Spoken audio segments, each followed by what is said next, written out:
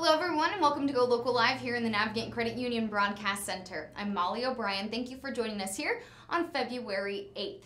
I am very excited, pleased, and very thankful to say this is our 1-year anniversary of broadcasting right here in downtown Providence from the Navigant Credit Union Broadcast Center. I would like to say thank you so much for your viewership, your readership, and continuing to support local journalism within our community. It has been a true pleasure to bring you breaking news stories and continuing to support local businesses, as well as bringing you great information as well as entertainment throughout the past year. It all happens right here on the street corner and in this studio, so it's been a true pleasure. We're going to continue to bring you the latest news and information daily, and we're going to kick things off here on our anniversary show with one of our favorites, Kristen McCrae of Organizing in Rhode Island. She's been here almost every single Thursday for the past year. Your loyalty is much appreciated, Well, Kristen. I appreciate this. This is a great opportunity to, I love hanging out with you guys on Thursday. It's so much fun. It is. Thank you. It is pretty fun. And not only have you been with us the past year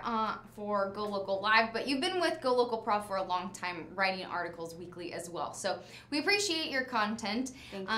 And so it's been fun for us just being able to go back and forth weekly. So today what we're going to do is going to be fun as well. So you came up with the idea of talking about couples and clutter because next week is Valentine's Day. But today's segment can really go with anybody, whether you have a roommate or whether you're in some kind of relationship. Really, when you have more than one person, if you're not living by yourself, you're dealing with not only your stuff, but their stuff as well, right? Exactly. So talk to me about a little bit about how you came up with this idea of couples and clutter. So I work with a lot of couples, and what happens is it's a big stressor in the home.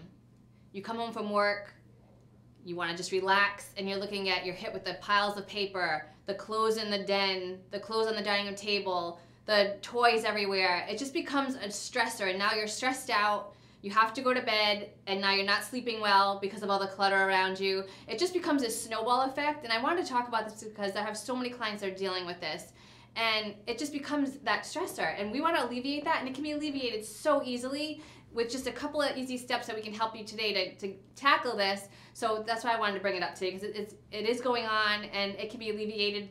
So many people are overwhelmed, and it's causing stress in the marriage and the partnerships, and you don't want that. You don't need that stress. So that's why I want to talk about that today. Okay, and then when you go into the home, you're kind of put in an awkward position. Yeah. So when I work with couples together, what happens is I like to work separately with them, each at different times, because when they're together, now it's a fight. Sometimes I'm in the middle of it. Yeah. Somebody wants to get rid of something. Somebody says, no, I don't want to get rid of that. Blame's getting tossed back and forth. And I'm in the middle, and I'm like cringing in the corner, like, okay, you guys handle it. I'm not a therapist. So sometimes I feel like a therapist, but technically that's not my job. So I'm treated as one when I come into the home, into these situations. So I can guide you on what to do to get past this, but technically I'm not. So what we're talking about today, it's not like a therapy session, but it's how to get that clutter taken care of to alleviate the problems that you might be having living at home with clutter. Okay, so we have 5 steps for you to conquer your clutter. But first, let's talk a little bit about what happens if you are disorganized within your relationship. So a lot of fights start. You'll find that you're coming home and you're arguing because you can't find what you're looking for. You're running out the door to an important event and you can't find your keys, or you can't find your tie or your accessory to your dress, and now you're stressed out, and now you start arguing, but you're arguing about the wrong things. You're taking it out on somebody else, but when really it's your responsibility to get organized and be able to find things, but you lash out at somebody else. You know what happens, you get stressed out, so you take it out on the person that's there. So if you alleviate all that, these problems won't happen, but I find that it causes a lot of stress and a lot of rifts in the house, and then throw kids into the mix, and now it's like tenfold in the house. So a lot of people say, I just want to move, I just want to pack up and move, and everything will be fine. Move into another house. And it's like, no, that's not the answer. You have a beautiful house, we just need to get it organized, and then, those problems will go away. But until you can acknowledge the fact that the reason you're fighting and the reason you're having these rifts is because of the clutter that's in the home and the disorganization, then that will go away. Okay. And you say that it's important to to think about it and talk about it, and really think about how important it is in your relationship, whether it's a marriage or relationship or roommate or whatever. How important is it for you? Well, it's this little thing that's going on that you can easily solve, and I want you to think about what's causing the stress. So what areas of the house are causing you stress, and how, like, they're silly problems sometimes. You're fighting about, and you really stop and think about what you're fighting about. It's these silly little problems. You can't find something you're looking for, and it turns into the snowball effect. Now it turns into the pile in the bedroom and the pile in the bathroom. So it becomes this, again, snowball effect, and we just want to talk to you about how to rein that in, and there's only so many times you can trip over your partner's shoes, but you don't need to dissolve your relationship over tripping over shoes, right? So there's just simple things that don't need to cause so much stress. Okay, so let's talk it out. We have 5 steps for couples to conquer clutter. I really wanted to make this hard on myself They're all tongue twisters. I really wanted to make it hard on myself. All right, number 1, talk it out. So talk it out. So have a family meeting. And I talk about this a lot. Communication is so important when it comes to this. Have a family meeting, sit down. I know everybody's busy, but I want you to think about, you're busy, but what you're going to tackle now is going to affect the rest of your life. So having that organized home, take the time to do this now. So when you're busy down the road, you might not be as busy. You're just busy because you can't find what you're looking for in the house and you're stressed out because of that. Have that family meeting. Talk about the bathroom. Talk about the bedroom. Talk about the paper. Map it all out on your tablet or paper and just throw it all out there. What's bothering you? What irritates you about the bedroom and why you can't sleep well? Because every morning you wake up and you're looking at the piles of clothes on the floor, the pile of clothes on the bureau, and all that clutter. So map it out, talk about it, and then come up with a solution. All right, how are we going to tackle this? Maybe next Saturday we both have a half an hour. We're just going to focus on the bedroom. Or maybe it's an hour. Maybe it's 15 minutes. Break this process down, but you have to talk about it or it's never going to go away. And stop saying you're so busy. It's an excuse.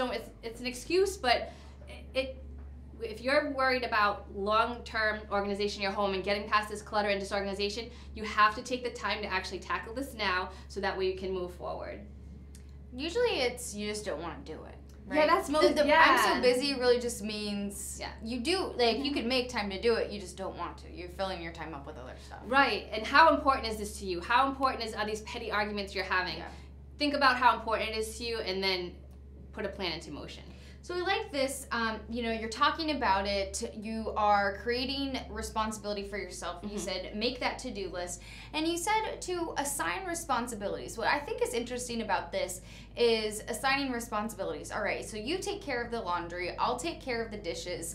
Does it really fall in line? I know in relationships that I have, like, I hate dishes, but we both do them. But I just found out that my husband hates cleaning the shower, and it's like, okay, well, I realize I'm the one that's been cleaning the shower for our whole relationship. Yeah, I get it, but like just having those conversations, right? So that's, you can find out, okay, well, I know, like, we both take out the garbage, fine, right? So, but does that, like, when you assign responsibilities, does that just kind of ease the tension? It does. And I mean, assigning responsibilities kind of sounds weird, but it's like, we like doing this, you like doing that, and that's okay. Right, and it's not about the physical disorganization sometimes, it's about that time management in the house like you're just talking about. Yeah. It's about who wants to do what. Like, have that list of who wants to do dishes, who wants to clean the bathroom, and doing that, and who wants to run errands and go food shopping. When you get in a good flow, so once you release the clutter and get rid of the clutter, now you can focus on time management in the house and all these responsibilities.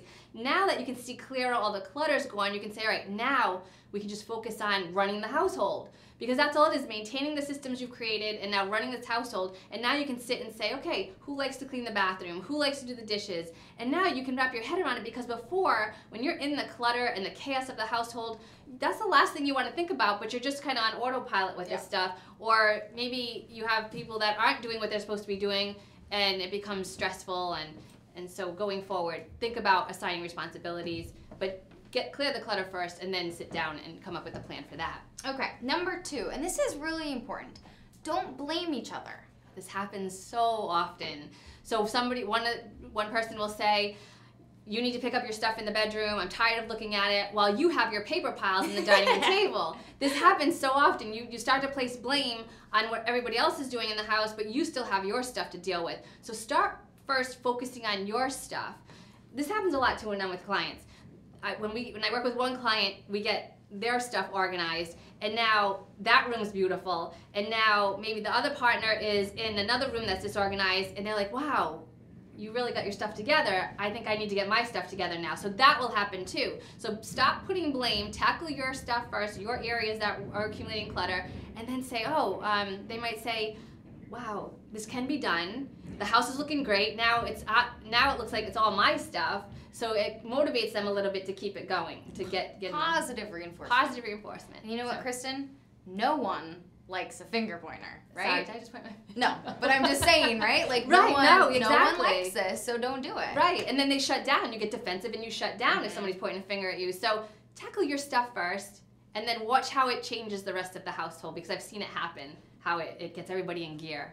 I think it's also important too, when you're going through this process and you're trying to get organized, whether it's for you, for your household, for whatever the reason is, it's important too, like if you're tossing stuff away and you're getting in that moment and you're excited, if stuff doesn't belong to you, you know, whether it's from before your relationship or before you moved in with a roommate or whatever, not to throw away other people's stuff.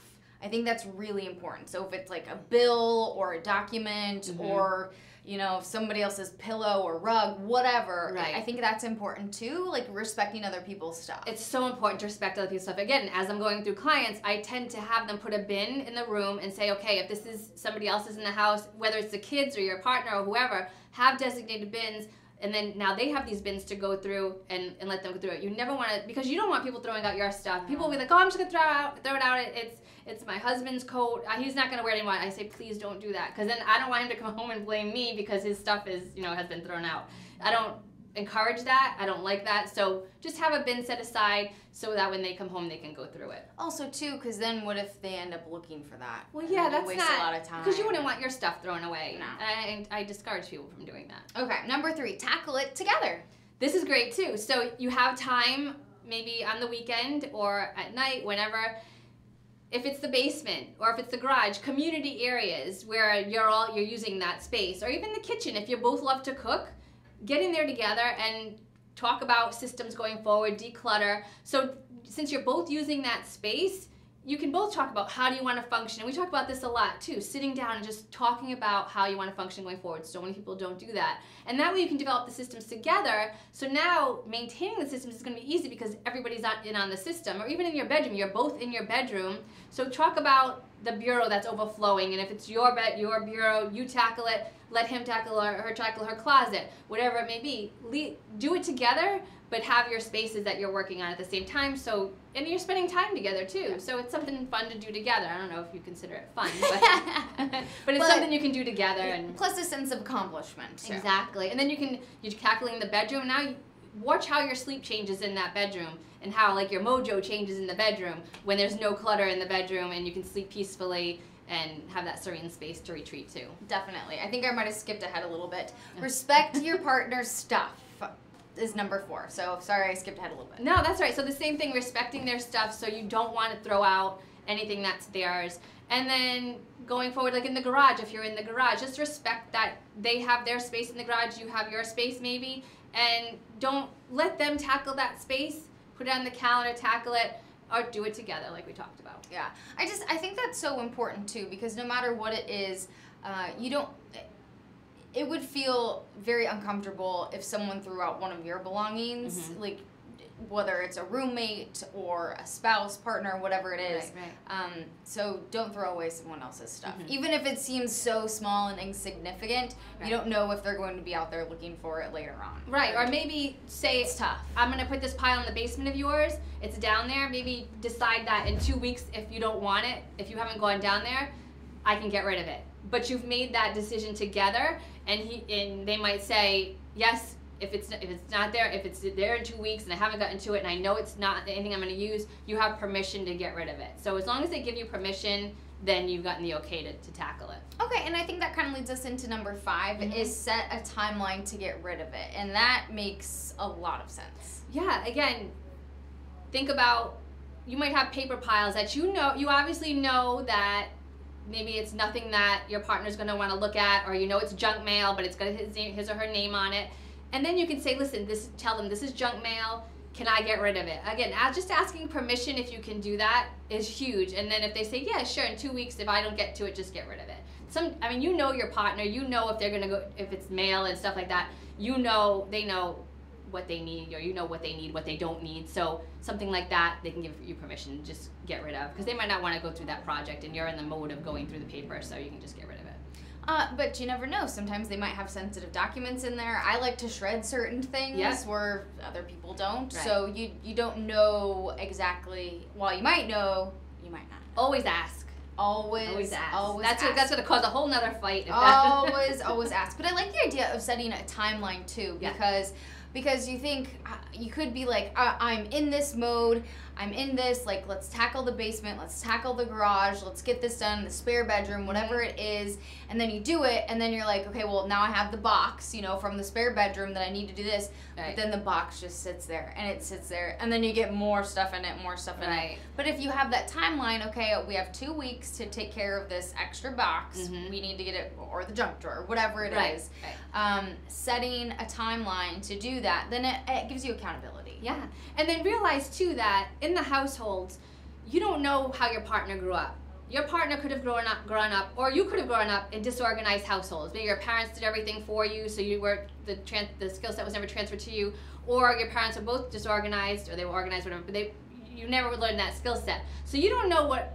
Ask your partner, did you grow up in a disorganized home? Maybe you don't have the skill set. Maybe they're putting this project off because they don't actually know how to start and they're overwhelmed just like you are. So you have to dig deep a little bit to find out why these projects aren't getting tackled. And I find that a lot when working with couples, that they're both just as overwhelmed, and that's why they're passing blame, because you know when you get stressed out, it just becomes like, oh yeah.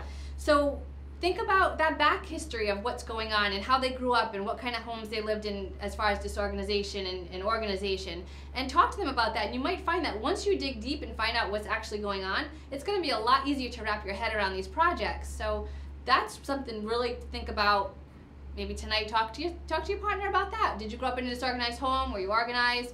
And then see where that leads you. And they might say, you know what, I don't know how to create, that might lead to, I don't know how to create organized systems. I need your help. Or you need my help to come in and help you both. So really think about that. I think you need to dig a little deeper to find out why it's not getting done, and that could be why, and you need those resources. Yep, get to the root of the problem. Okay, so before we let you go, talk a little bit about, and we kind of talked about this a little bit, if you're moving in with somebody new, starting about having those conversations to begin with before you just jump in and throw your stuff all over the place. Yeah, so again, I want you to have that conversation and talk about how are you living in your last home. What do we need to do to bring this household together to help it become organized and create these simple systems? Do it in the beginning, because as you continue to live together, life will get busy, life will get complicated, things will come up, stressors will hit you. But if you're organized, it's going to make your life that much simpler. And another tip, I get these calls a lot too, couples that are starting to have kids and they're disorganized. Yeah. If you're disorganized and you're bringing a child into a disorganized home, your life is going to get chaotic tenfold. So a lot of clients will call me and say, I'm having a baby, you need to come and get this house straightened out before the baby comes. Because they realize with the baby is a whole other person you have to take care of, and a whole other area of the house you have to take care of.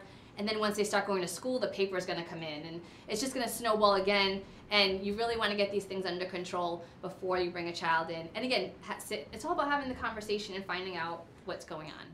All right, Kristen McRae with Organizing in Our Eye. We'll have a link on the website if you want more information, or you want to contact her and have her help you get all your stuff organized. Yes. She's available. Thanks. Kristen, thanks so much for joining us today. I appreciate it. Thank you. It's been great. All right, so we are going to continue on with our segment. Thanks so much, Kristen. Appreciate it. Thank you. All right, we're going to keep things rolling here on our 1-year anniversary show. I'd like to say hello and welcome in Rosanna Ortiz. She is CEO and founder of Style Week Northeast. I believe she's around the corner. Rosanna, do you want to come on in? Coming right around. All right. So season 14 of Style Week Northeast is kicking off at the Rhode Island Convention Center, which is very exciting. It starts on February 21st. Rosanna, come on in. Hi. How are you? Great to see you. Good to see you. You're going to put your right foot right there and face forward. Great. Hi. Hi. Great to see you as Thanks always. for having me on. Thanks so much. We've been emailing back and forth, so I've been looking forward to seeing you. We're going to talk a little bit about Style Week coming up so soon, which is very exciting. And then I'm excited to do this this as well. The 10 things you need to know about Style Week, which we're going to have some fun with that. I love that whole subject. So, I know, it's really fun. We're just keeping going with the theme. All right, so season 14 is back, and talk to us. You have 12 designers that are debuting collections at Style Week. Talk to us a little bit about who's coming, who's new this year. Sure, absolutely. So we have our returning designers, of course, and then we also have some wonderful new ones. So we have 2 Project Runway designers showing with us this season. One of them from Boston, Nathalia J. Mag, and one of them from Chicago, Peach Carr. And Peach Carr is a returning designer. We also have our show-stopping closing designer of the week, Carlos de Moya. And it's so cool because Carlos actually moved here from New Jersey after he and his husband came to PVD Fest. They fell in love with our little city. Oh my gosh, I love that's that story. incredible. That is. So I was like, that's great. And he actually has been designing for years. And he was a costume designer, so I think that we're going to see some pretty phenomenal things for closing week.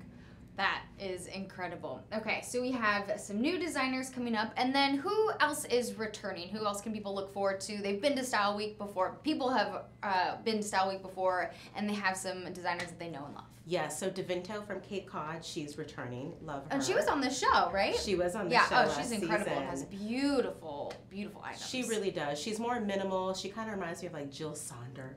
And then we have Gypset Girl from Narragansett. She's returning with her Boho Luxe collections. And then it's like year 14 or season 14, I always seem to forget. We have Tallulah and Poppy, who is returning with the full collection. She did an installation last season. So pretty full roster. It's going to be really... Yeah, it's going to be pretty phenomenal. Really fun, too. Some other exciting news is that you are going international for season 14. Talk to me a little bit about this designer who's coming from across the pond. So we're really excited to have Lloyd James' husband coming in from London to showcase his androgynous line on closing night. Cool. So he makes a lot of menswear, but he also is more concentrated on a genderless type of vibe. Cool. Very beautiful items. We're excited to have him, and Norwegian Air sponsored him, so we're really excited to kind of get, you know, companies who have been helping the city grow with Style Week as well. That's phenomenal. Yeah, we're excited about that. That kind of just gave me chills. All right, we're trying to get bigger. That's really fun. So we talked a little bit about that, and then of course you have the Seed Challenge. So we are, which we're super excited about. It's Innovation Meets Education for your 6th Seed Student Challenge. What's on tap for season 14? So it's very new this season. For the first time, we're using high school students. And that's something that I really wanted to incorporate going forward, is incorporating not just collegiates, but children in high school who really want to have a design career. So we decided this time to partner with Lincoln School in Providence and have 3 students from their curriculum develop one garment based on recyclable material, but using the whole STEAM Hub program as influence. So STEAM is science, technology, engineering, arts, mathematics. So they have constructed these amazing pieces. One of them is out of computer chips, which is my absolute like wow. And they really put their whole all into it. But it's going to be unique because opening night of Style Week is going to be dedicated just to the SEED program, and it's going to be live critiqued by 10 judges. So it literally is going to be like a whole live little project runway where these ladies, talented, amazing ladies, are going to be critiqued live. That's incredible. Yeah, it's going to be a great new addition to the whole SEED program. We actually called it Seedlings because they're high schoolers. Isn't that cute? Yeah, too. That's incredible. How do you not? But so it's going to be a different, unique, and it's going to be more focused on the design of high schoolers and how they see the STEAM Hub program. So I'm hoping that we can get, hopefully we can know, learn, and see more of that before Style Week. We're going to work on that. Yes. And this has been something that you really wanted to do. What was it like working with the Lincoln School to get these young women and just to see what they've been able to do? What was that like for you? It's been amazing working with Lincoln School, and it's nice to see that they're so involved and they want to get even more involved in the design industry in the community. And these young girls were so excited to create something that was fashion. So it's been a really great experience, and just kind of giving them that platform of showcasing in Style Week and showing what they create, but also what they're creating from more of a scientific, if you will, mechanical angle. So it's been really fun. I'm going to be sad when it's over.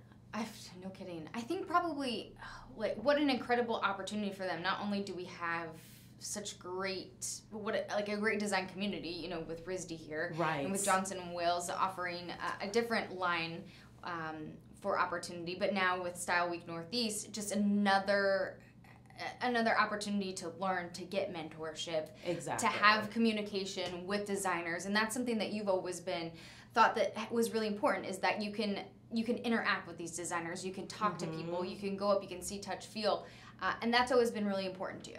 Very important. I'm glad you actually mentioned that, because Style Week as a whole really has been a big mentorship program, if you will, almost like an incubator for so many different walks of life within the design industry. So yeah, I mean, we're all about mentorship. And I think just what an incredible opportunity as a high school student. You get to showcase, oh my gosh, that's so cool. I'd be so nervous. I mean, they're amazing. I would be terrified. But it's all going to be good vibes, good vibes. Good vibes. Yeah, so you're not going to be like Simon Cowell on American Idol? Goodness, no. No, okay. No, we're not going to be like Michael Kors on Project Runway. Oh, God, no. All good vibes here at Style Week. Okay, all right, good vibes. Yeah, I don't think you could do that. I don't think that you have that in you. All right, so tickets are available. We're going to have a link on our website.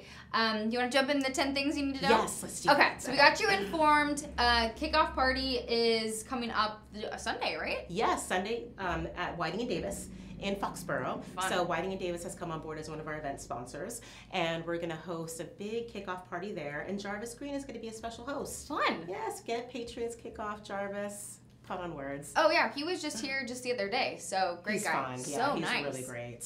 So nice. Very philanthropic too. I do love that about him. Yeah, no kidding, and real active within the community as well. All right, so number 1, come as you are. Perfect. So one thing I always hear about Style Week and why people won't come is they don't know what to wear. And honestly, you don't need to break the bank or look all perfect when you come to Style Week. Come as you are. I always tell people it doesn't matter what you're wearing. If you're coming to enjoy the shows, please don't let that deter you from coming. Okay. I think that's important too, because it can be very intimidating. It can. I mean, I wear like the same thing all the time. You're probably going to see me in this exact outfit Perfect. on opening night. So it's not even about what you're wearing. It's just coming and having a really good time and not feeling that you have to be a certain way to attend any Style Week events. All right, number 2, don't be intimidated. Yes, please. People are like, oh, I'm not cool enough to go to Style Week or whatever. No, we're not cool enough for you guys. Like, we put this on for the community. We want everybody to engage. We want everybody to, utilize this as a unique entertainment opportunity where you can go and take your wife or your husband or your girlfriend or friend or a girls' night out. There's so many different types of people that come to Style Week. It's not just all fashionistas. And when you're talking about the seedlings, I mean, talk about incorporating so many different aspects with the STEAM elements. So absolutely. Supporting the community in so many different aspects. And we get so many people who are from different industries attend, which is what I love about this fashion week so much is we get, construction people coming, we get bankers coming, we get people at fashion, we get you coming, so it's a ton of different people, so. All right, number 3, you showcase multiple designers both in and out of the state. Mm-hmm. Yes. So what's really interesting is a lot of people have this misconception that we only show Rhode Island-based designers. Unfortunately, there aren't enough of them. They always move.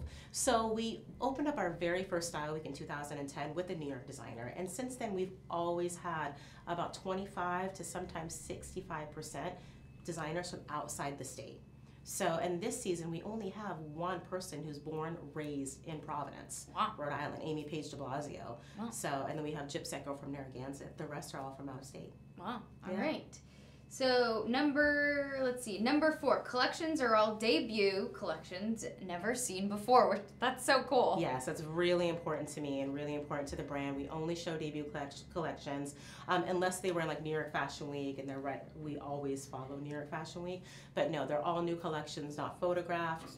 All brand new for us. So if you are a super fashionista, that has to be super exciting. For me, yeah. I don't really know a ton about fashion, so I don't. But I would think that if it's something like new and exciting and you can't get to New York Fashion Week. Like this is an opportunity for you. It's right here in our backyard. It just provides that level of exclusivity. Exactly, exactly. So you're not going to see these items in magazines. You're going to see them right here. Right. It's your first opportunity. All right. You have accumulated millions of press impressions since inception. Yes. So we have been so humbled by the amount of press that we do receive. And I wanted to say that number to be on air because we just calculated it up to yesterday. Oh, amazing. So we've already reached 32.4 million online impressions, which is astronomical. And since 2010 and 182 designers that we've shown, that's really great. You know, the Forbes article was really good to us, and Marie Claire. So just trying to raise the bar with Style Week and be more of a destination for the city and the state, that just so helps us. We're thrilled. I mean, and that you doing what you do helps the city, helps the state, and getting that out there showcases how great of a city we live in. Hope, absolutely. And, you know, I always look at Style Week as being more of a domino effect and a ripple effect rather than just, you know, let's have a fashion event and play fashion. No, it really is more about what it can bring into this environment. So definitely. Important. For example, the designer that moved from New Jersey after PVD Fest. Right, that's a huge step. It's a huge step. Okay, number 6. Your ticket is for the entire night of shows. Yes, so this is one of the questions that we get often, you know, does my ticket get me into every show of the night, or do you have to purchase per designer? No, if you purchase a ticket for Thursday, you are there for the entire shows, all of the shows. So, and actually it makes the price a little bit, you know, oh, it's only $20 a show, you know, if you do come. So it's the whole night, all events, that's it. What sounds like a great deal. Okay, production value is very important to you. It's at the apex of the brand mission. Yes, production and lighting and video, everything. That is totally the top goal of Style Week. When you attend the shows, you want to make sure that you see everything clearly and correctly. You want to make sure that the production value is up there, especially to be viewed as a professional you know, event, if you will. But, you know, we want the pictures to be pristine afterwards. You know, we want the video to look perfect, and we want the designers to leave with a great package, almost like a lookbook for themselves, from showing at Style Week. So we really don't cheapen on the production. It's not a talent show. No, it's a exactly. production. We're not holding flashlights No. up. It is a production. All right, Style Week makes everyone feel like a VIP. Yes. So true. So one thing I can't stand is the term VIP. I think it's the worst term ever created. But people identify with it. But we like to make sure that everyone who is attending, no matter where you're sitting, we treat you as a VIP. You have a great experience from check-in to seating to, you know, bar, everything. So we're really we're keen on making everyone feel like they're important because they are. Yeah, exactly. VIP, you are important, especially if you go. And absolutely. Okay, Style Week has showcased over 181 designers on the runway. Yes, can you believe it? That's a lot. I know. I'm like, where are they? That's a lot of designers. So we've shown a lot of designers, and we just made that calculation this week as well. So we were shocked when we saw that. That's incredible. All right, and Style Week has been visited by the Council of Fashion Designers of America in New York City. So for the non-fashionistas out there, explain what that is. So the council. This is impressive. Yes, the CFDA, and I'm sure a lot of people have heard that acronym being thrown around, but the CFDA is, like you said, the Council of Fashion Designers of America, and they are basically a huge association of all of the top designers in the world. So, you know, Diane von Furstenberg used to be the president. Every designer that you know is part of the CFDA. And we had a wonderful meeting with Stephen Kolb a couple of years ago, and he had nothing but great things to say about Providence. And he sent his team, and they came, and they loved it. And that's been a little bit of a feather in our cap, and I always remember what he said and the advice he gave, and that was kind of like an Oprah moment for me. That's incredible. And I always forget about it. And when you asked me to do this, I was like, you know, this is going to be really good for me because I forget about, you know, what's happened and what we've done. So that was wonderful. And just talking about capping it off, I think that's a great place to leave it at. So if you're interested in attending Style Week, why not? They make you feel like a VIP, please. right? You'll have fun. You'll get to see brand new debut collections with a ton of great designers, both from America and from international designers as well. So Rosanna, thank you so much for joining us today. This has been fun. It's our year anniversary, so why not have Thank you so much. We made it. We made it. We did not burn the place down. So thank you so much. We are going to take a quick pause to get set up for our next guest here on Go Local Live. We'll have a link to Style Week so you can buy your tickets there if you're interested. All right. Thanks so much. Thanks, Emmy.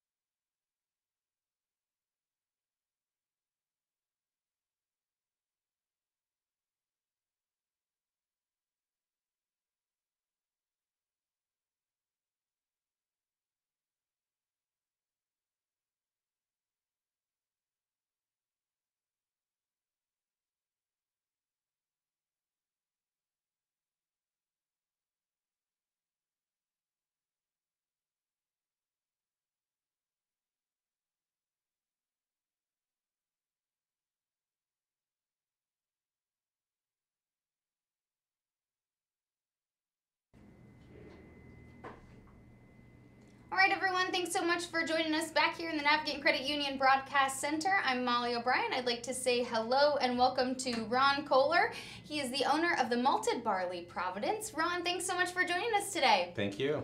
We're excited to have you, and we are excited to talk about something cool that you are doing. Not only do you make your own delicious food in-house scratch, but now you are venturing off into the world of brewing your own beer. That's right. Super cool. Congratulations. Talk to us a little bit about how you got into this, how you made the decision. Well, it's always been part of our business plan to do our own brewing. But we wanted to get the restaurant up and running, get on solid financial ground, have some fun, put some time under our belt, and then we wanted to get into brewing. So now the time was right. We were ready to do that. And we spent a lot of time working on our recipes and what kind of style we would start with. So the first one was very important to us. Okay, so the first one is, I have it right here, a Belgian Wit Ale. Talk to us a little bit about the beer and what people can expect. Well, it's a Belgian wit ale, so it's a Belgian wit base beer, but it also has spices in it as well as a pineapple flavoring. So it's going to end on a very sweet, delicious pineapple flavor when you drink the beer. The idea was we wanted something that was very approachable, something that had a wide acceptance with our customer base, but it had to be delicious and legitimate, which was really important to us. So we spent a lot of time on it. So hopefully you like it as much as we do. You're a beer guy. You're a good beer, good food kind of guy. So this was important to you that you wanted it to be just right. Talk to us about the process, because you have a brewmaster, right? Right. Well, I mean, it was important for you to do this right. Talk to us about the process, what went into it, how you made the decision, and you did it in collaboration with our friends over at the Guild. Yep, the Guild was invaluable in helping us develop the product, but basically we started with 5 different styles that we wanted to pursue. So we made test batches of each one and tried them and played with them and played with the recipes. And we kept narrowing that list down. So we went from 5 to 3 to 2. And then finally we picked our final product, our final style. And then we worked with the Iowa Brewers Guild to refine the recipe to get it just right. And we spent months doing test batches and sampling all the different ingredients to get it just right. Wow. So it's a pretty in-depth process. That's awesome. Congratulations. It really does. I would say give a cheers. So I said, can you walk down the street? Because you're right around the corner from us. I said, can you walk down the street with the beer? And you said, no, not. No, you can't. So we're cheersing and celebrating over pretzels, which I think is just as good. Actually, I don't have the beer yet. It's not ready yet. You don't have it yet. It's ready, but it's not here. Right. It's done. It's just not in my hands yet. Not yet. But it will be for your party, which is your launch party, which is February 15th. Talk to us about this celebration, why you wanted to do a release. Well, we do a lot of launch parties for other brands, and we thought it was only appropriate that we did one for ourselves. So we put it together. Tickets are available on our Facebook page. Tickets in advance are $20 a ticket. That comes with a special event pint glass to keep, 2 of the new beers, and a t-shirt, a malted barley t-shirt. So it's a nice package. Not a bad deal. I'll tell you about that. Okay, talk to me a little bit about what comes next. So this was the first one. Are you looking at doing more? Is this going to be a new thing when you walk into the malted barley? You're going to be able to get malted barley beers? Yes, we definitely want to keep going with it. We want to do one style at a time. We're calling it our all-in series. And basically the reason for that name was we tried to put all of our best ideas into the product. So we went all in to make the best possible product we could make. And when this one kind of runs out, we're going to start working on the next one. And we've already got some ideas for the next flavors. Can you give us a hint on any of those ideas?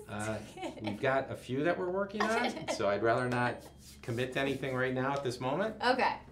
All right. Well, we won't give anything away just yet. But I'm excited about this. You know, the concept was always, you've talked about this in other interviews, was good beer, good food. I mean, does that really just fall in line, like you just mentioned, that it's been part of your business plan all along to do this? So is it just one more thing to add to the list to give to customers to make them happy? It really is, and we take some pride in doing something that is unique in its own way, but yet it's a solid, legitimate product. So we really put a lot of work into it. It's part of our brand. Additionally, we're franchising our brand now, so we are selling franchises, and there's a lot more to come on that. But it is just part of the entire concept to have our own home product in-house.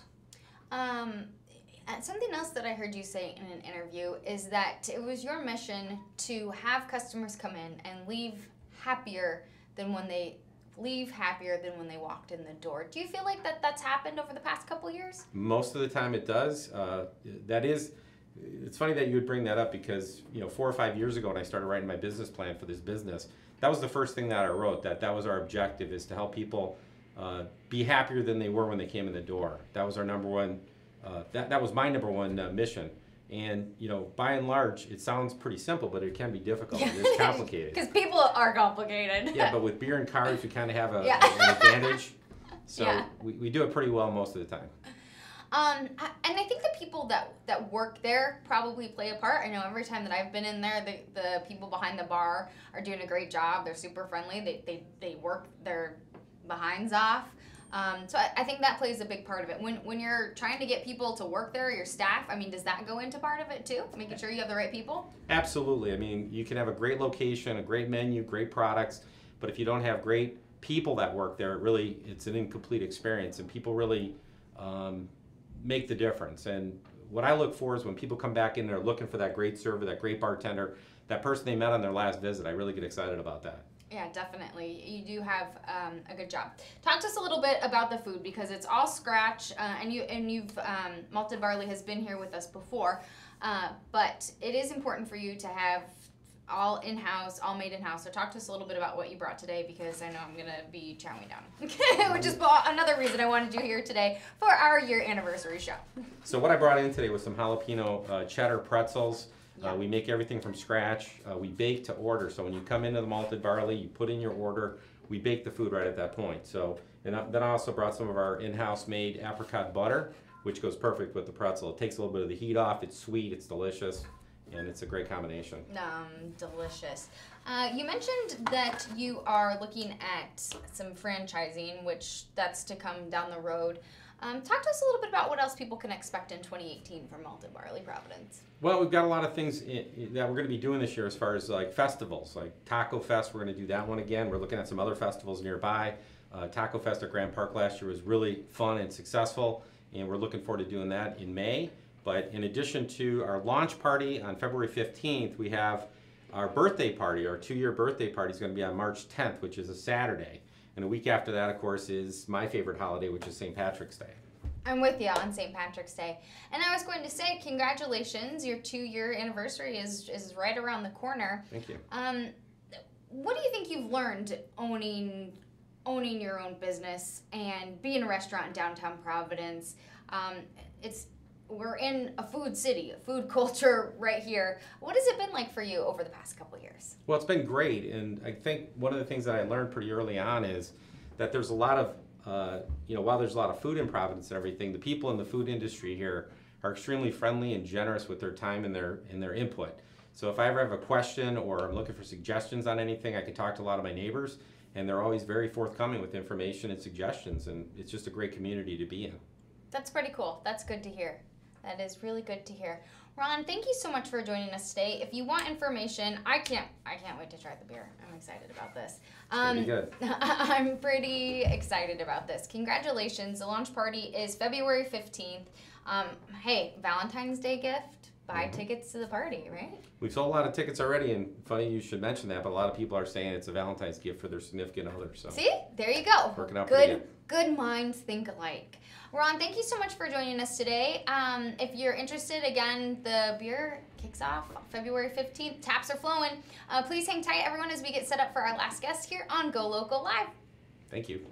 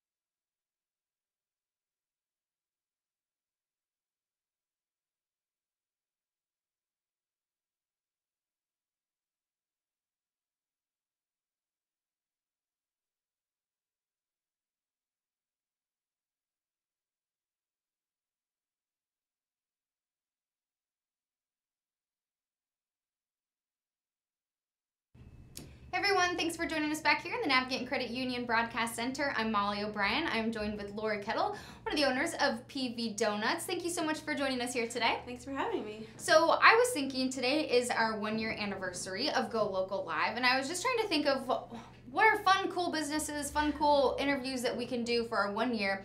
And I thought of PV Donuts because you collaborate with so many cool businesses, so many cool different companies within Rhode Island. And I thought, I have to get PV Donuts.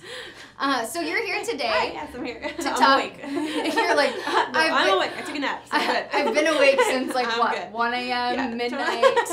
1:30, but totally good. Took like a 15-minute nap, so I'm solid. I used to wake up around that time, so I understand. Trust me, I'll get you out of here soon. No, don't worry. So thanks for joining us today. It's a happy day for us because we're still up and running. So thanks so much for coming. Wanted to talk to you because the business is booming, and we don't have donuts here today because you sold out early. We sold out early, yeah. So congratulations Thank you. to you. Let's talk a little bit about what's happening. Valentine's Day is around the corner. You have some cool stuff coming up.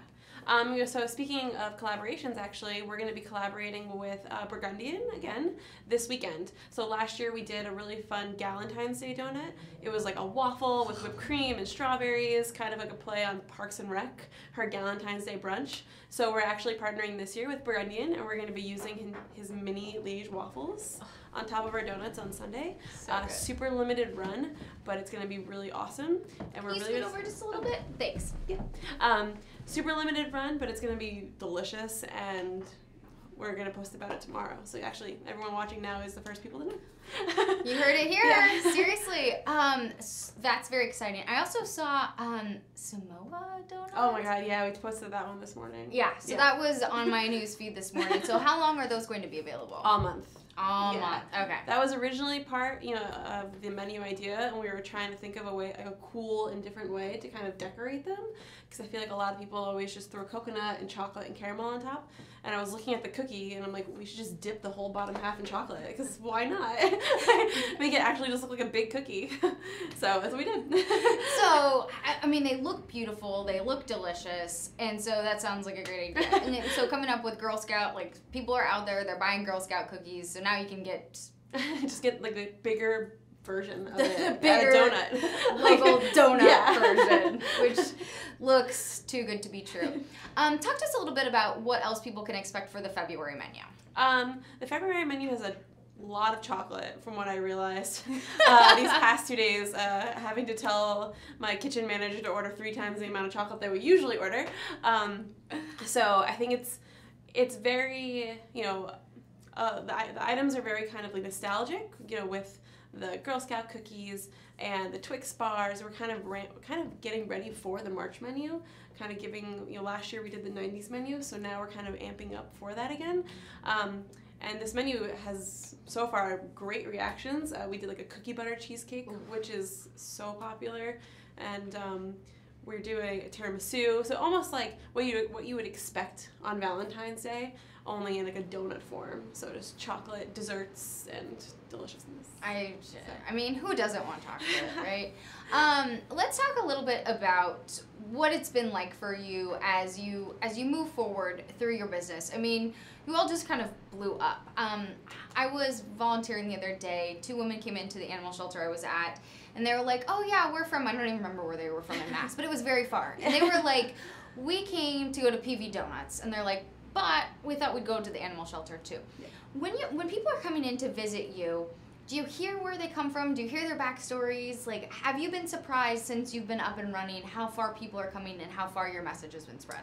Yes. Actually, a lot of people, we get those messages on Instagram of people mentioning us in their stories, and one time, we'll reply back like saying thank you so much for coming, and we've gotten responses back. People have driven down from Canada for like a night to come down and just like visit our spot, and it's just crazy to like think that. And then we've had donuts get mailed from across the country. Wow. And I don't know, it still blows my mind, people driving farther from Massachusetts, like from out of state. A lot of people come from Maine who like want to visit our shop because we always talk about Holy Donut up there, so a lot of people come down here.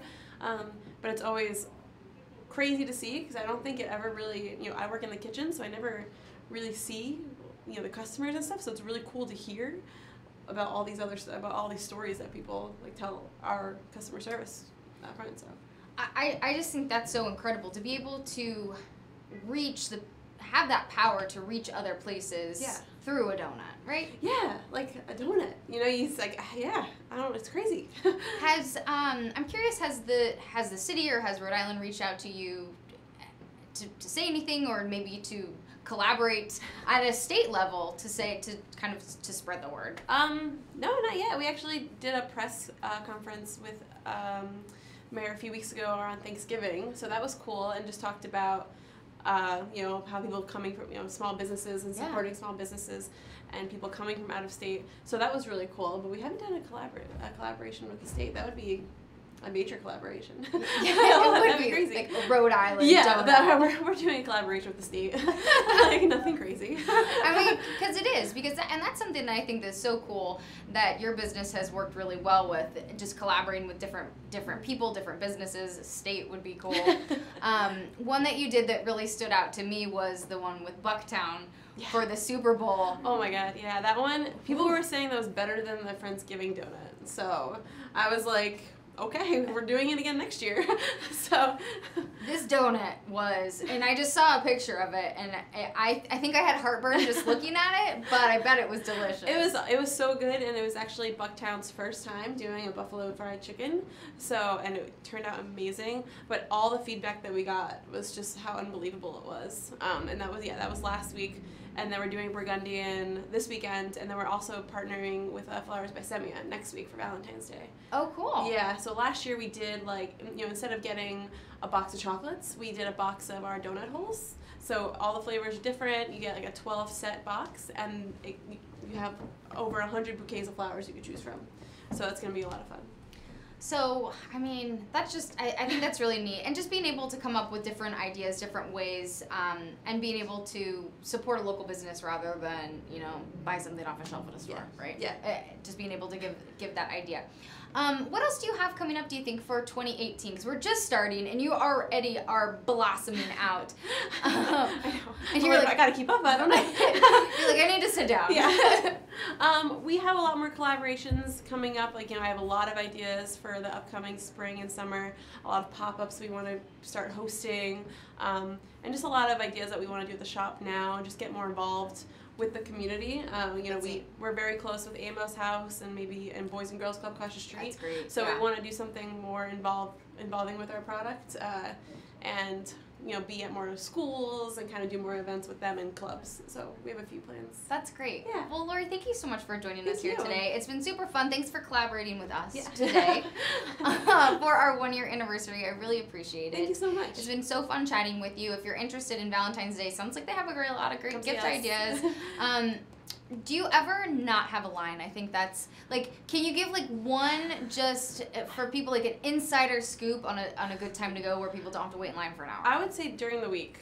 You know, during the week is really, really steady. I'm always so surprised that when it's, like, 0 degrees out, that there's still, like, at least a person in line. And I'm like, oh my God. Thank you. But yeah, no, definitely during the week. Weekends have just been getting crazier and crazier. So Wednesday, Thursdays, and Fridays.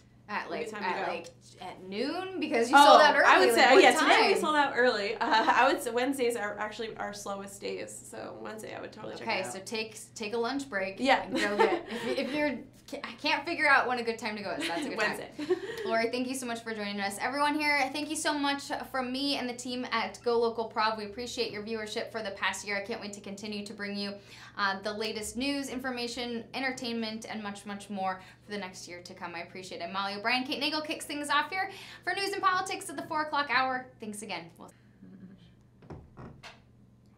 Hi everyone, welcome back to the Navigant Credit Union Broadcast Center. I'm GoLocal News Editor Kate Nagel. Thanks for joining us for the 4 o'clock news and politics show. As we do every Thursday, kick off with former state representative, former deputy secretary of state, now head of Stages of Freedom, Ray Rickman, who comes into the studio to give his big view. Thank you, Kate. I watched Nancy Pelosi 8 hours. She had 4.5-inch high heels on, and she stood there on the floor of the House and she talked about the dreamers, 800,000 people, young people, children, who came to America as children with their parents. Parents came illegally over the border, and brought their 5-year-old, 2-year-old, 12-year-old, who's now 22 years old or 12 years old, and they wish to stay in America. They're all in school, they're in college, they're working, whatever they're doing. They run the gamut, 99% of them good citizens, good human beings. And the Trump administration and Speaker of the House, Ryan, refusing to really firmly agree that they can stay. Now, when you're 24 years old, you can stay without your parents if you have to. When you're 14, maybe you have an aunt, who knows. But think about a 2-year-old who's never lived in Guatemala, never lived in Nigeria, never lived in Estonia, ever, and has few, if any, connections. And they've got to go home. I put that home in quotes. It's dreadful if you think about it. 71% of the American people are in favor of the Dreamers staying. So what's the problem? What is the problem? It's indefensible. Every time I talk about this subject, I try to remind people of something very interesting. Before 1913, you came to America, you came on a boat. If you were lucky, you had a factory owner in Woonsocket someplace who had agreed to hire you. And if not you, you were connected to someone who got workers for them. Most of the factory workers were Anglo-Saxons who'd been here for 150, 200 years. And they were bringing in Irish people, Italian people, Portuguese, and not on the boats, but otherwise French Canadians to work in the factories. And all you had to do was pass the health test, really. You didn't have to speak English. 90% of French Canadians did not speak English. 80% of Italians did not speak English. You listening? And they got to come to America. And there really were almost no test. And 99% of them turned into respectable human beings. And you, the son, the daughter, and grandchildren of those people, probably respectable. Do you hear me pause? Can you hear me pause? Here's a state of Rhode Island with all of these immigrants and children of immigrants. And there are people opposed to children of people who are illegal. Now, after 1913, about a third, and I won't name the ethnic groups, I don't want to get controversial, about a third of most of the ethnic groups I'm talking about still came illegally. Into New Bedford, you guess who I'm talking about. Into New Jersey, you guess who I'm talking about. Down from Canada, you guess who I'm talking about. A third still came illegally as late as the 1960s. And right now in Boston, there are Irish nannies who've overstayed their vacation, visa, green card. How can we be having this discussion about children who came to America illegally? How can anybody whose grandparents came illegally and probably didn't speak English be having this discussion? Finally, almost all of these dreamers are helpful to the society. Helpful. And part of the society. Almost as much as me. My family came to America, we believe, pre-1701. We have a gravestone in northern Tennessee. Rickman, slave, 1701. So I've been here longer than most of the people complaining. This is my America, and I'm willing to share it.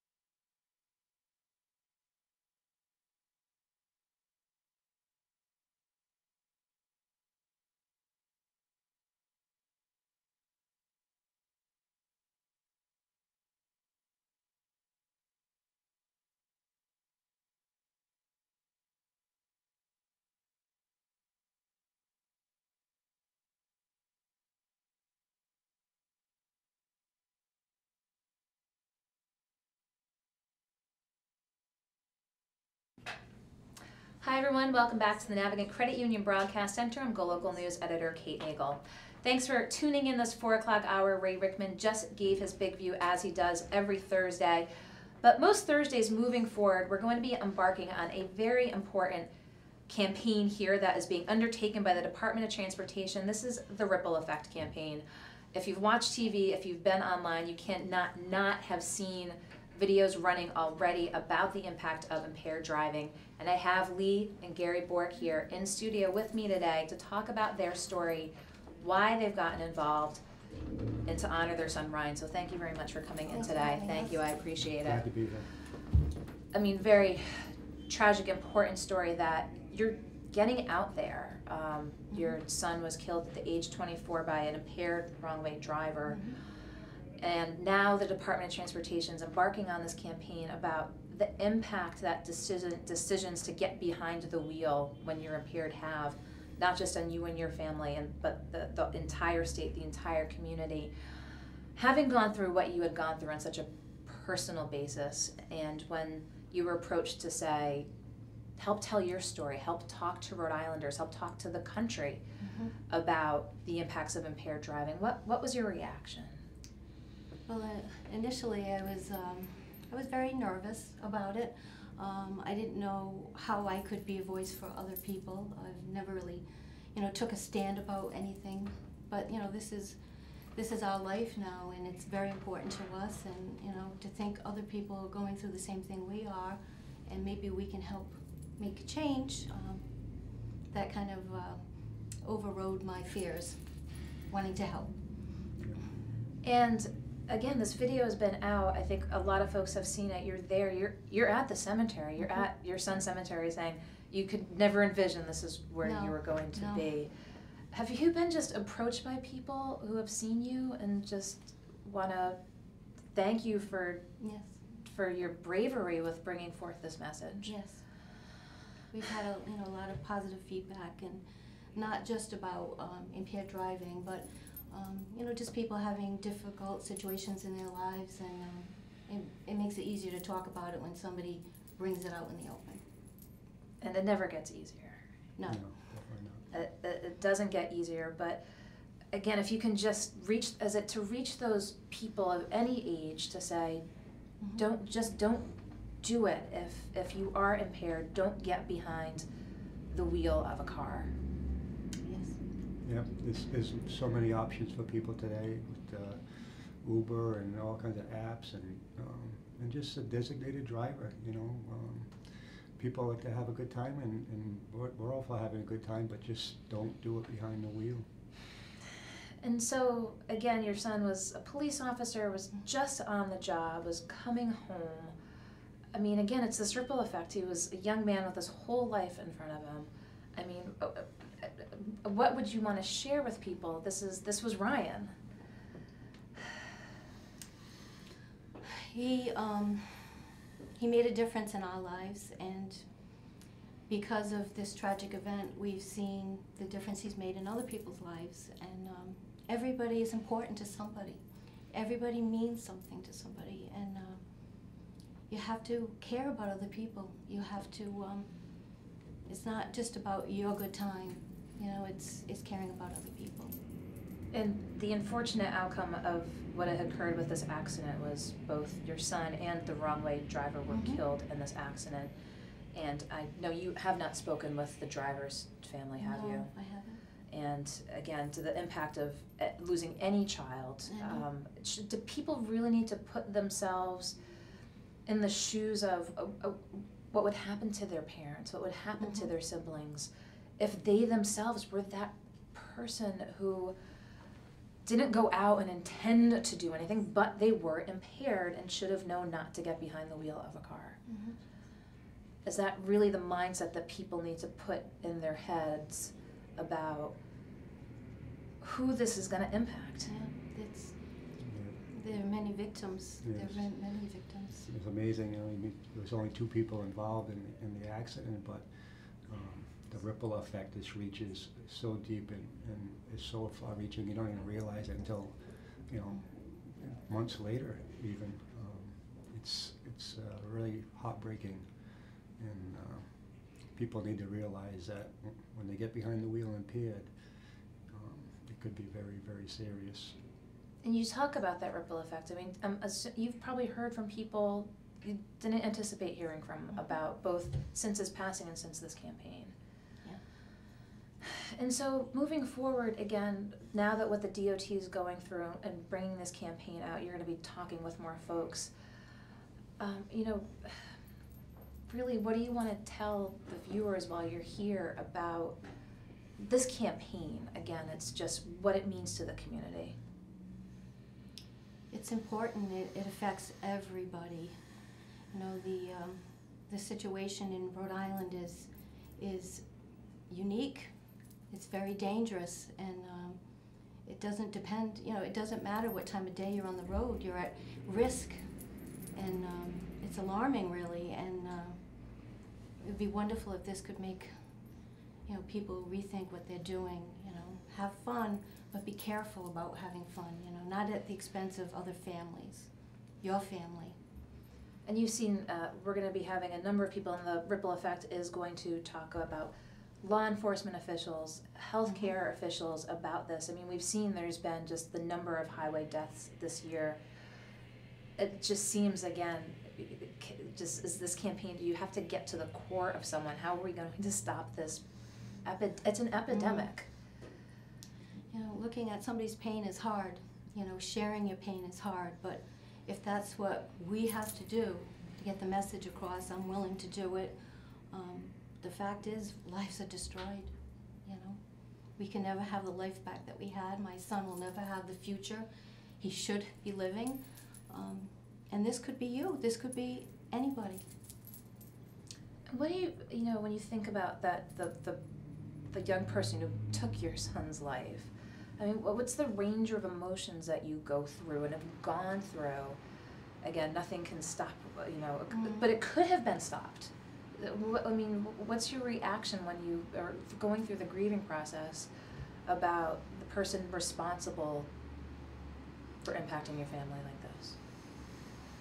Initially, you know, anger, and Just devastation. Yeah. You know, we really had no time or couldn't put any effort into being angry because we were just totally devastated. And, just as his family must be devastated. You know, I haven't spoken to them, but I imagine they're in pain too.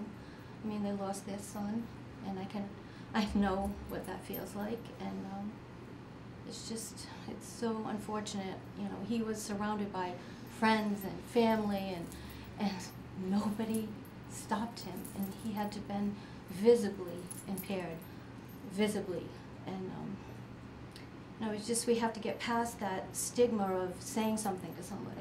That's a huge point, you know, that you just raised about that. It's not the individual choice no. And it's an impaired choice, but there are other people who are around who aren't impaired. Is it really them that needs to step up and say, you're at a bar, you're at a party, take the keys, call the ride share, take that, be responsible.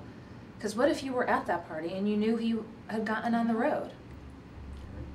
No, we need to have people not be afraid to say, no, you had too much, I'm taking your keys. And be brave. And I mean, sometimes it's hard, especially when it's close friends and family, but we need to get the stigma so that people will not be afraid to say, you've had too much.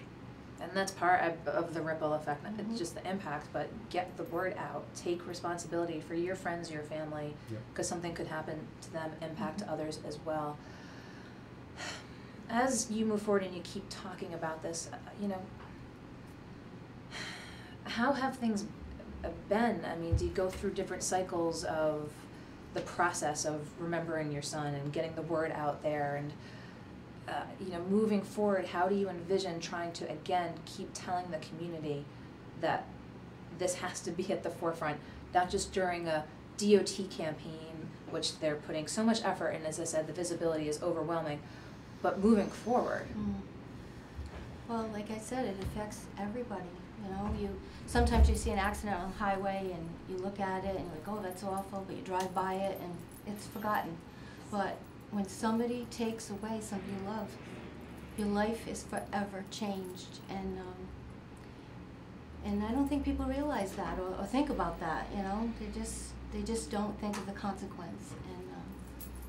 And It's like in Ryan's case, you know, it's the parents, it's the aunts, the uncles, the cousins, his co-workers, all the people he went to school with, all his hockey friends. I mean, it was so far-reaching, and you know, you don't think about that on a daily basis, but until something tragic like this happens. So hopefully people will watch it. I mean, it's emotional. Videos are emotional. I mean, they made them that way intentionally. So hopefully it can sway people to think. It's an incredibly powerful video. Again, you're being there. You know, it must be on your mind 24/7. You know, how do you remember Ryan and want him to be remembered? he was an amazing person. He was so loving and fun, dedicated to his job, proud that he was a police officer. He made an impact, far-reaching, again, and a ripple effect. But there'll never be another Ryan. Never. Gary? No, it's the same. You know, he put his heart and soul into whatever he did, whether it was his hockey or his music or his work. He was just a very dedicated young man. And again, this campaign going on with the DOT, you will see the spots, both with the works and others moving forward, but again, they are intended to show the ripple effect, the impact on families' lives when you make a decision to drive impaired or allow someone that you see visibly impaired to get behind the wheel of a car. Can't urge enough. Again, you'll see more moving forward here at GoLocal as we bring others involved with the DOT's Ripple campaign. But you're not going to miss this, and you can't miss this. It's of utmost importance where we're at in the state and how it impacts families' lives. So anything else you want to tell folks while you're in here? No, just please think before you get behind the wheel. And again, watch these videos because they are powerful. Lee, Gary, I appreciate your taking the time. Thank you. Thank you so much. Okay, we'll be right back with our next guest here in the Navigant Credit Union Broadcast Center. Don't go anywhere.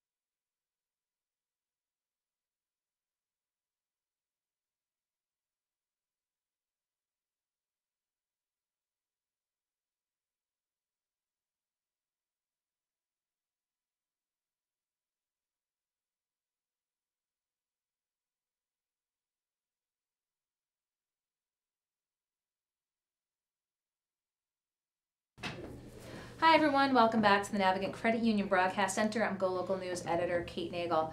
I've got a familiar face here, Mike Stenhouse with the Rhode Island Center for Freedom and Prosperity, back in the studio.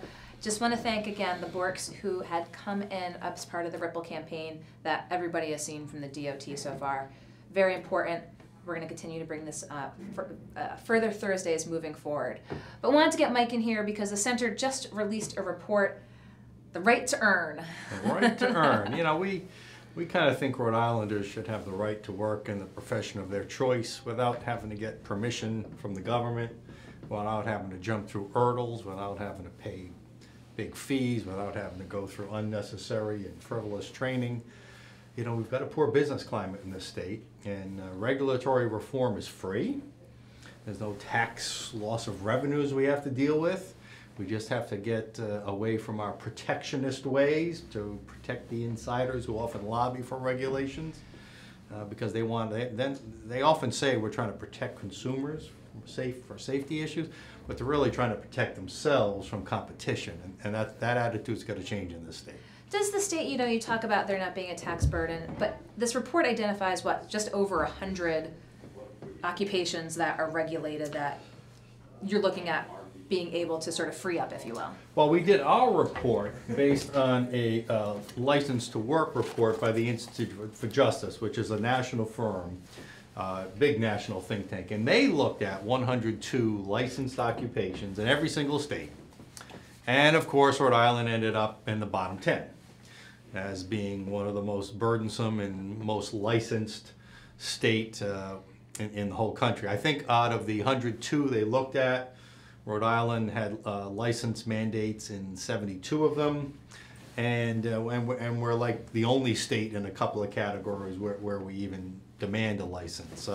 One in particular, you know, think of this, a non-teaching teacher's assistant needs a license and has to go through all kinds of, and we're on one of only 5 states that requires that. So anyway, there's plenty of other examples we can give you, but it's all based on that national study, and we looked at some of the more stupid licenses in this state. So some of the ideas we'll get into later on how to fix it are both specific on some of these licenses and then broader process type fixes as well. And you talk about the folks who have the interest in protecting this licensed industrial complex. Is one of the rationales, does this state really get that much revenue from licensing? Usually not as much as it thinks. Most like the private parties get money from licensing. Well, the private industries that lobby for licensing benefit because they block out their competition. So that's the real motivation to most of this. The fact that the licensing fees are often offset the enforcement fees. Yep. Because right, you got, you know, if there's a regulation, you got to police it, and then you got to enforce it, and that takes money. So we got to collect a fee to enforce it. That's kind of a wash often. But one of the ones we pointed out in our report, you may remember a few years ago, the tax. You know, if somebody was going away for a week and they wanted to rent their house out, now they want to start taxing that. You know, okay, yeah, I'll pay $1,000 for the week. Now, well, and they predicted they were going to get $7 million from that. They only got like 1 in the first year. So these things often, and the reason they get less is because it discourages that activity. Why in our state, with such a poor business climate, people not earning enough money and good enough jobs, why would we want to discourage any economic activity in this state?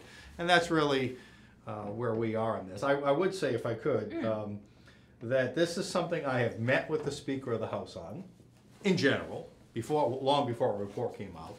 Something he agreed that the General Assembly, that he thought he would work with us on, at least speaking for the House, and that he mentioned in his opening remarks. In the opening remarks of the General Assembly this year, he spent a good minute talking about the need for regulatory reform. And we've seen some indications from both in the governor's office as well.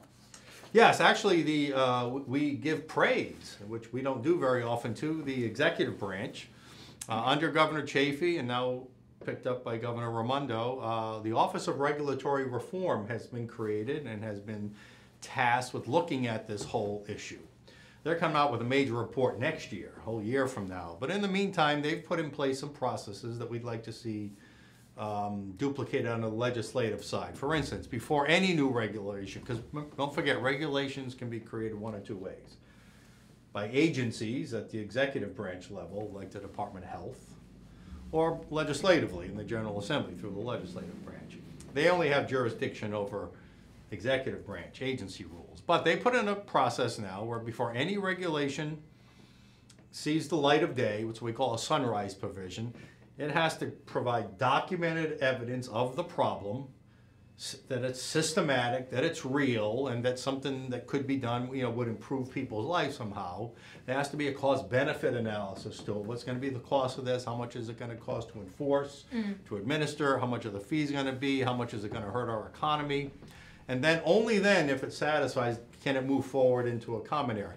We'd like to see that on the legislative side. I mean, there's a number of bills out there that they're probably going to get introduced this year that we'd love to see go through the process. They won't, because we don't have that law right now, but there's you know, the minimum wage is one, right? The last year, that paid time off. Nobody did a cost benefit analysis. Nobody documented a statement of need to show that. Everyone just talked about, well, this might happen, so therefore we have to stop it from ever happening. So these are statements of need for more than just regulatory reform. We're talking about any fiscal impact piece of legislation. You want to see the fiscal note. Well, we would. That's not part of it. This would just be what for we're the talking regulation about side. today is just on new regulations. Yeah, we would like to see that any tax and spend bill is a good solid fiscal note. I mean, they talk about the need for a fiscal note, but it seems like all somebody has to say is, well, it's going to create jobs, and oh, okay, then we'll do it, you know, without looking at it. So listen, if we're going to improve our dismal, again, we're bottom 5 in business climate. If we're going to improve that, regulatory reform is the least partisan approach. You know, cutting taxes tends to get divided along party lines. But regulatory reform is something that's free, it doesn't cost money, it's not really that partisan. The only people who are for it are each of the special interest groups that have lobbied for each of those hundreds of pieces of regulation that are in our tax code. In fact, they told me at ORR when I met with them, 27,000 pages of regulations in the state. Now, you have all those memorized? That's a lot of pages of legislation. So do you envision going through, when you're approaching this legislatively, are you going to call out these special interests for who they are and why they are protecting it? Well, we'll call out some of the industries. For instance, you know, the one that we've talked about often, and you know, again, it's the best example is the hair braider, right? So just to twist hair, it's a Cape Verdean kind of art form. No tools, no chemical. You just twist hair into nice looking braids and designs. You got to go through hundreds of dollars of fees and over 1,000 hours of cosmetology training, even though you're not doing anything in cosmetology. But yet, barbershops and other hair salons don't want that kind of competition in their industry, and they have successfully blocked that bill. So these are just some of the, so a woman, you know, who we know named Jocelyn DeCudo, her family's from Cape Verde, and she can't legally practice this. You know, she can't take money legally for this. I don't know how she must do it just for fun for her friends and family, but that's great. But she could go, she'd love to set up her own shop someday, but she can't afford to go through all that time and money to set up. So we are discouraging people from working just so we can protect the interests of others. We live in a free market, folks. Don't forget that. So let's talk. You mentioned addressing it from a legislative standpoint, looking at if any new regulations are put forth, looking at that impact. How about the process of rolling back regulations? Yeah. So a couple things. So one of the things we'll push for. So we're going to push for a sunrise provision in the House. We're going to push for a sunset provision, that any regulation that's been on the book for a long time, unless somebody gives us that statement of need, gives us that, it would become unenforceable. So everyone has to have a statement of need, as you're saying, if this legislation that you're promoting. Yeah. I don't know that we're going to even get the bill in, but that's the kind of stuff we'd like to see. Again, you got to find someone who's going to do it. So that's sunrise, sunset, you know, so again, what's the standard for getting something in? We got to raise that bar. What's the standard for getting bad regulations out? We also would like to have a petition process. Okay. If a business thinks his industry or her industry is unfairly burdened, or as a consumer, because don't forget that also drives up prices for consumers when there's limited competition, prices go up. Mm-hmm. There should be some process by which legislatively or executive people can come in and say, listen, we should review this regulation to see if it's really worth it or not. So not even waiting from a legislator standpoint, a real grassroots effort, if you will, to address these issues. Yeah, the people are often the best judges of what's out there, the workers, the little small business owners, so we need to give them an avenue, because right now they feel powerless when these things happen up at the State House, but we need to give them an avenue to petition their government on that kind of stuff. So your conversations with the speaker, what do you think that he's amenable to? I mean, he's made this a priority. He's put it out there, as you mentioned, bipartisan across the aisle support for it. What do you think is feasible in this session to be achieved? We're just starting to have some discussions about which of our specific, this report just came out a few days ago, so which specific recommendations in our report might get some legislative support. So we don't know that yet, and I won't be talking directly with the speaker. There are some people that I've been asked to speak with. But it cuts both ways. It's also, you can't say you're for regulatory reform and try to roll back a few, but then let a whole bunch more in the front door. So minimum wage is one. We're going to hear about this gender pay equity, part of the Progressives Fair Shot Act. Listen, nobody's against the concept of equal pay for equal work, but it's unenforceable.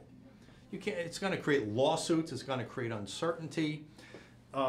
You talk about predictive scheduling is something we're expected to be back this year, where employers, once they put out a schedule 2 weeks in advance for an employee, if they have to change that schedule for any reason, now they've got to pay fines or pay overtime and all this. Again, you can't let more regulations in the door if you're saying you want to lessen the burden. So that's something that we caution lawmakers also on. Now this net neutrality, right? That's a big issue. We'll probably do a little mini report on that in the coming weeks. We did reference the center's position when they put forth the legislation here, because they want to make sure that any entity that is involved with an internet-based system is adhering to the principles of net neutrality, and the center has something to say about that. Yeah, well, net neutrality is a regulation on businesses. It says that any internet service provider must provide the same product to everybody. You can't customize a product for this group of people, and you can't customize a product for that group of business owners or whatever.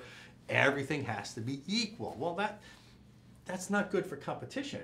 Competition, one of the things you need is product differentiation, right? Different companies should be able to offer different products to different niches. That's what's good niche marketing, right? But net neutrality would discourage that. So while Obama put in net neutrality 3 years ago, Trump took it out last year. Now the state of Rhode Island wants to put it back in our state. And we're saying, again, why would you do that? Again, remember the process, show us the documented abuse, show us the systematic abuse, show us the people or the businesses that have been harmed before President Obama put it in 3 years ago. Then we can have a conversation. But just because you're afraid something might happen, that's called a crystal ball approach, try to look into the future to see what might happen. That's not a good enough reason to put a damper on a whole industry. And you've seen, of course, the arguments that the net neutrality proponents put out that says, creates an unfair playing field and will kind of freeze some people out, low income out. What's your response to that? Well, again, that's their fear. But it never happened, and barely ever happened. And there's other federal laws that govern. Without net neutrality, the Federal Trade Commission government, the Clayton Act, the Sherman Antitrust Act, all these laws are already in place to protect consumers and to make sure and be a watchdog over businesses. So we don't need this extra restrictive where we got to funnel everything into this equal. Equal is not how you grow. Equal sounds nice, but it's not how you grow an economy. Do you expect, if Rhode Island were to be successful, if the proponents of this, would we get into a bit of a legal industrial complex? Because you have the FCC involved. If these big businesses said, hey, we've got it on the federal level, could we just see this get lawyered up and in the courts for some time? Well, yeah, I mean, but also that cuts both ways, right? When there's take the gender pay equity thing. Okay, again, nobody doesn't agree with that in principle. I don't believe that Rhode Island employers practice unequal pay practices, but just think of the lawsuits that would be created by somebody who feels like they should be earning more than they are, whether you're a male or a female. Just think of the lawsuits. Is that good for businesses? Is that good for business climate? Is that good for anybody? So whether it's suing for more regulations or suing because there are more regulations, either way it creates a legal mess, and we just don't want to see employers burdened with more threats of lawsuits, which is what over-regulation can do. Now, did you release the right to earn? It's in the capital RI, of course, because it's Rhode Island, hashtag right to earn. Yep, if you're on Twitter, capital hashtag right to earn, and you're right, or on our website, rifreedom.org/right to earn. In fact, that's a fun page. We've got videos, from across the country. Even John Stossel's on there about occupational licensing. I might also say, if I can, as a quote here from, again, to show you this is nonpartisan, from Representative David Cicilline, not usually someone who agrees with our line of thing, but he says, when he talks about over-licensing, he says this is nothing short of weaponization of safety requirements against the economic security of working American families. So when somebody goes out, oh, it's for the good of the people, therefore I want you to lock out all my competition, he agrees with us. That's weaponizing regulations to protect the insider few. Do you know what context he said that in? I do not, but we'll I have that quote. That's that quote. We'll have to Google it. Plug it into Google. You can see what it is, because again, he clearly is making that point about Yes. the overregulation. So we see it from the administration. We see the speaker speaking to this as well. And as you mentioned, there's proposals that could be put forth, and we're just looking to see what can be achieved for this session. Yeah, and yes, we are. Maybe we'll report back once we get an idea of what legislation's going to be going in. But I would put out an appeal to the public. If you're in an industry you think is overregulated, or where you got to jump through unnecessarily through hoops, or where you shouldn't have to jump through hoops. For instance, did you know that you have to get a license to do sign language? I don't know how to do sign language. Actually, I do A, B, C, D. I do know a little bit.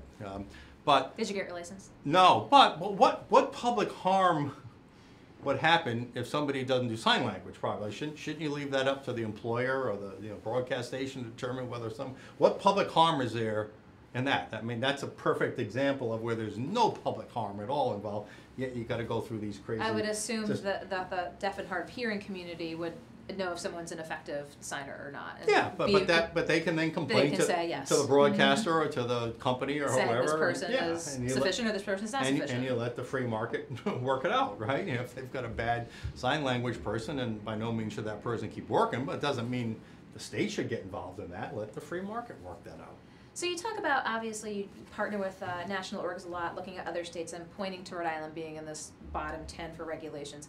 How have we seen states pull themselves out of this over-regulated environment? Has it been done? Yeah, it has been, and it happened slowly, and this will be a multi-year effort for us. It's not going to happen this year, and it's going to take multiple years. But let me even take it one level tangentially.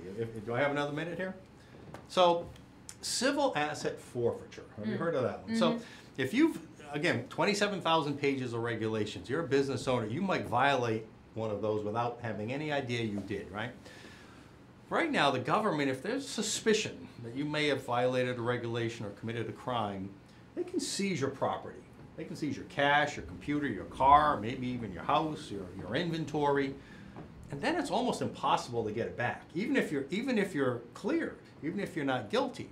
Rhode Island was rated a D- in that. So put the two together, we have really, really high amounts of regulation.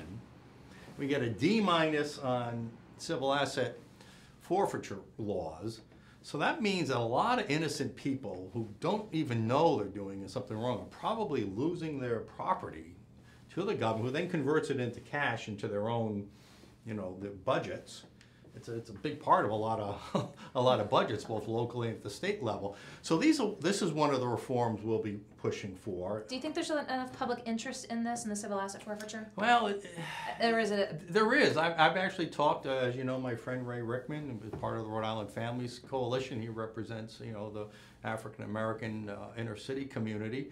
And he's aware that this is a problem in their community. Now, whether we can generate enough, but so again, we think this is another bipartisan issue where left and right can agree that this is unfair, no matter what your persuasion is. That private property should not be seized from private citizens unless they've really done something wrong, right? Broken the law. But right now, you or I could lose our property just under suspicion and never be able to get it back. And talk a little bit, you released this report this week. Today they're unveiling the Fair Shot agenda. Did you mean to have this coincide with No, we've been working on this report a long time, but it's perfect because their Fair Shot agenda is nothing more than more regulatory demands that the government put on the business community. And our criticism of the Fair Shot agenda is not just the result, and not just the mandates and the heavy burden of that and how that will weigh down the industry, but they haven't even attempted to document the need for any of this. It sounds good. We're afraid it might, again, it's that crystal ball approach. We're afraid this might happen. We're afraid that women might not get paid equally as men. We're afraid that families aren't going to earn enough money. We're afraid that people's lives might be messed up if we have to change our schedule a little bit. So therefore, let's do, and nobody has documented any systematic problems that would lead to such heavy-handed government approach. This is government by political correctness. It's wrong. It's harmful, and unfortunately our state has been going way too far down that road. So we've had you in before talking about the 18 session. We actually just had Common Cause in this week talking about their legislative agenda. But this is the focus this week, is this Right to Earn campaign. What's next in the session? I think it's probably going to be it. I mean, we'll be fighting off bad bills, the progressive bills, that will seek to further hamper. When are you going to start identifying these bills of the week? Well, we have. If you go to our website, rifreedom.org/bills, we not only list in a table all the bills we've identified, but starting last week, and this week will be our second, this weekend, we start doing exposés on some of the, including a nice little 3-minute video by me. So go to rifreedom.org/bills, and you can see all the bills we think are not good for our state. So talk about the first one you unveiled, the first video expose. Well, the first one was on the single-payer health care, which is a $5.4 billion monstrosity. The second one's more interesting. The one that's coming out this weekend or Monday. Okay, you can give us a teaser, or do you have to wait? No, I'll give it to you. No, I'll give it to you. It's a bill, again, put in by the progressives. And again, it's one of those bills, who can argue with it? But when you really think about it, it doesn't make sense. The bill, I don't have the bill number in front of me. It basically says, it's very short, no student in public or private school shall be discriminated against on the basis of, sex, sexual identity, gender, religion, okay. Who would disagree with that again, right? Emotionally, but how do you enforce that? It doesn't make any attempt to contemplate what discrimination is, how that's defined. Is not getting selected in the first round of the kickball team at recess, is that discrimination? Is the teacher not calling on you as the first one, is that discrimination? It doesn't make any attempt to define what it is or what happens to the would-be. Are we going to now criminalize second grader on second grader play if they happen to call somebody a name or don't use the right pronoun? Or you're concerned about how this would even be enforced? Yeah, you can't legislate morality. You can't legislate people's thoughts or intentions, and that's what. So while again this is just common sense stuff that doesn't need to be anywhere near a piece of legislation. It's all they're really trying to do here is to reinforce their values, to get them more mainstream accepted, but legislation is not the way to do that. They have voices in the media, they have their school committee meetings or their parent PTA meetings, there's other ways, but this is not a place for legislation. Again, how do you interpret it? How would you enforce something like that? Just think about, how would you enforce that? Whose standard of discrimination are we going to use? And then of course they appoint themselves as the judge, jury, and the executioner. Well, I should be that, not them. Well, we do have non-discrimination laws on the books. Yes, and that's the point too. We have civil rights laws, and all these things already exist, just like they exist with net neutrality. We don't need any more laws that only create uncertainty, only create division, and maybe create unnecessary legal action, especially in our schools. We don't need any more of that. Are you going to be putting a video on this moving forward? Yeah, I've already made the video. It'll be released over the weekend. So rifreedom.org/bills. And do you select it at the center? Do you encourage people to get in touch with you with ones that they've identified? How's the selection process go?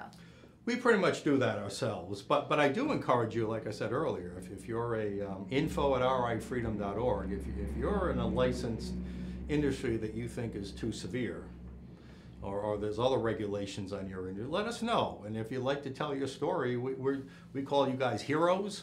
We'd love to find heroes out there who are willing to tell their story about how big government is hurting their chance or their right to earn a living. We've heard from the hair breeders. Have you any other industries sort of bubbling up right away here? Well, there's a new bill going in, for instance, to now license dog groomers.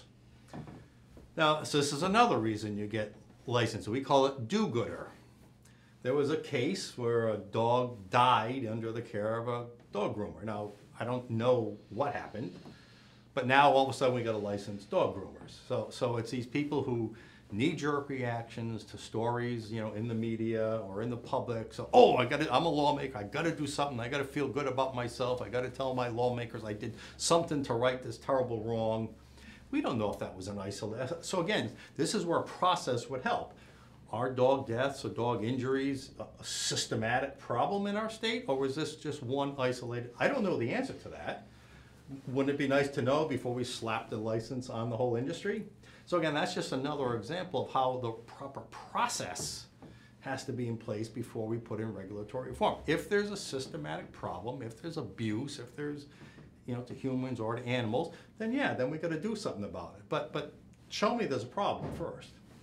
So, as your free market guy, I don't want to tack too far here, but the markets this week a little volatile. What's your thoughts on what's been happening on the financial markets? I was waiting for this. I mean, it was just going. You know, it was going up too fast. There's no way you could sustain that. So this is what they just call a natural correction. Now, if it keeps going down, I'll be worried. But I think we've hit that 10% correction mark. Okay. But the other thing I just heard on the way in here too is that a lot of the market dive, and the market doesn't define the economy. Remember, often the markets will go down while the economy's going up. And in this case, apparently, one of the factors is that the economy is going too good, because because that means interest rates, that means inflation. The market hates inflation and high interest rates. So with the jobs report, I think the lowest jobless claims or something just today, and all the other increasing. So sometimes it's weird how the market goes down when good economic goes up. So I'm not worried about it. Obviously, if you got a 401k, you know, just leave it in there. It's going to recover. It's going to recover. That would be my advice. But this was expected to me. But the good news is it was largely, not exclusively, but largely because of good economic news. Well, why don't you, and again, this report is on the Center for Freedom and Prosperity's website, The Right to Earn. Hashtag if you're on Twitter and you're tweeting about this, but as Mike said, if you want to get in touch with the center, if you're in the business world and have concerns about regulations, that's one of the pieces, again, that petition piece that is going to be introduced. We want to push for that. We want to see a process whereby lawmakers and agencies can hear from people who think they're being unfairly burdened. Okay, very good. Well, we'll have Mike Stenhouse back here, I'm sure, soon. You've been here in the studio before. And that just about wraps up another day here at the Navigant Credit Union Broadcast Center. We'll be back tomorrow with Molly O'Brien at 3 o'clock. I'll be back at 4 to start off the weekend. Thanks, everyone. Have a good night.